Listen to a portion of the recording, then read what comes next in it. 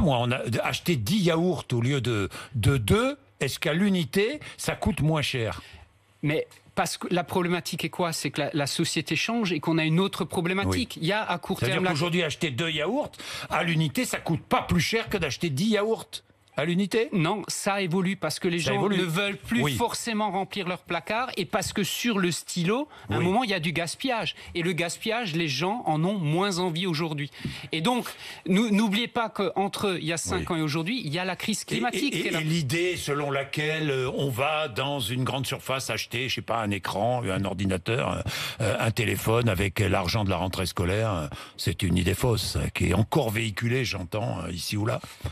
Pour l'ordinateur, ça peut exister, oui. Pour une tablette, pourquoi pas? On observe de près les gens qui sont déjà au chômage par rapport à la crise économique. Les gens qui sont au chômage partiel, je peux vous dire, sont à l'euro près à la fin du mois. Et donc, ces gens-là, je ne suis pas sûr qu'ils puissent, avec l'allocation de rentrée scolaire, s'offrir un téléviseur. Par contre, ils peuvent faire face, peut-être mieux, aux dépenses de cette rentrée. Alors justement, c'est ce que vous dites. Vous dites au gouvernement, attention, 100 milliards d'euros, c'est bien, épargnés par certains Français, mais d'autres n'ont pas les moyens d'épargner.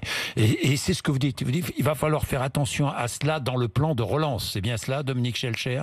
Absolument. Quelle est notre idée, par exemple, chez U sur le plan de relance qui va être annoncé, je crois que le Premier ministre a dit le 3 septembre. Oui. Première attente, c'est d'aider les familles les plus modestes, qui sont celles, dans la période de crise qui vient, qui auront le plus besoin d'aide. Alors, je ne sais pas sous quelle forme, sous la forme de bons pour acheter certaines denrées ou certains produits, peut-être. Nous sommes, par exemple, contre ce qui a été fait en Allemagne, une baisse généralisée de la TVA. Oui. Ça, c'est quelque chose d'extrêmement coûteux. Je crois que le gouvernement ne l'envisage pas, mais je ne sais pas. Je poserai la question à Bruno Le Maire, qui sera mon invité la semaine prochaine. Je ne crois pas non plus, mais il ne faudrait pas faire ça. Ça, c'est la première attente. Et après, on a, nous, une deuxième attente en tant que chef d'entreprise, et je crois que celle-là est prévue aussi dans le plan, c'est une baisse des impôts de production.